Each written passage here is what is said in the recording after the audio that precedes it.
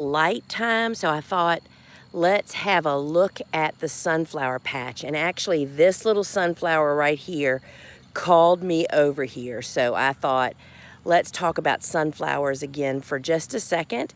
And because I was out here, actually, I'm out here in the garden because we just moved that silage from over there. And so I was already over here. That silage is on buckwheat. And you can see all the lumps and bumps that will go down as the buckwheat gets extinguished by heat, but it allows our creatures to actually escape from underneath there if there's anybody, turtles, frogs, insects such as that, snakes. And so we've been talking a lot about sunflowers because they are a huge crop, right? So this, friends, is like the perfect size. Putting it in my hand so you can kind of get a scale. So this is actually smaller than the palm of my hand. This is Pro Cut Gold Light, which has become one of our most favorite. And you can see we have a little disease going on in our sunflowers, as we always do this time of the year. So this baby should actually be cut. So when they're like a little bit further than that, maybe more petals up, here we go. Here's the perfect harvest stage, because what happens is after they open, there's a honeybee, after they open, then guys start to chew on the petals, and you can actually see there's a little bit of a chew mark right there. So these won't be harvested till Monday. We have so much that I typically only harvest on Mondays and Thursdays, and when we do harvest, we cut hard, like something like that would be cut. And here's a perfect guy here. This is the horizon, and that is really, those are the upward facing orange blooms, and they're awesome. But look at these guys. I thought these were just a great look. This is that Sunfill Green, and this is exactly what we grow it for right here, y'all. There's a cucumber beetle, bad bug, by the way, that little striped beetle right there.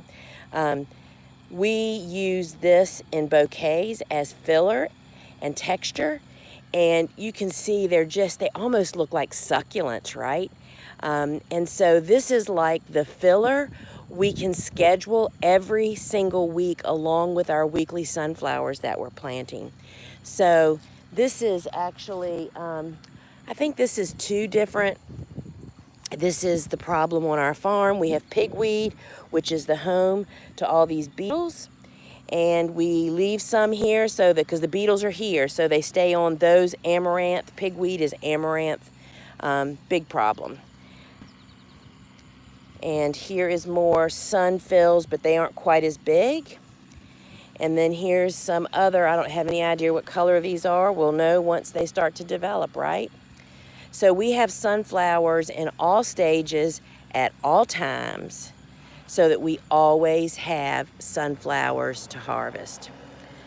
So friends, just wanted to share. Sunflowers are really, there's one of our neighbors is zooming down the road. Sunflowers are a huge crop. They are particularly important in fall, and you can plant the Pro Cut series until 60 days before your first fall frost. They're typically from seed to bloom 55 to 60 days, and you can just not get enough of these guys in the fall, and there's many colors to choose from. We have all 12 of the colors on our website if you want to see them at thegardenersworkshop.com. Go to the store. We have a whole sunflower category. You can check them all out. When you use the sunflowers for filler, do you take all but one leaf off? That is just such a great question. Let's look at that. So when I harvest regular sunflowers that are going to develop lots of flower petals, I leave only one leaf. Like this would be the leaf I would leave. Everything else would be removed. Because we're trying to use this for filler and it typically does not develop those flower petals, I try to leave a little bit more. Like for instance, this is a really good example. I would probably leave this leaf and this one. These are a little bit too big. but it's when they're nice size and they don't have bug damage. This is like the perfect size leaf.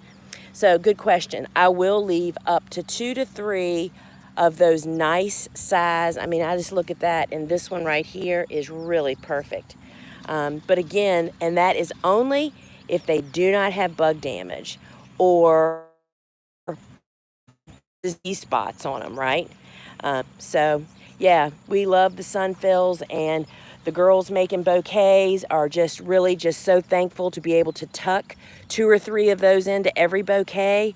I mean, look at it. When you look down the row, I mean, those heads just stand out, and that's what they do in bouquets, gang.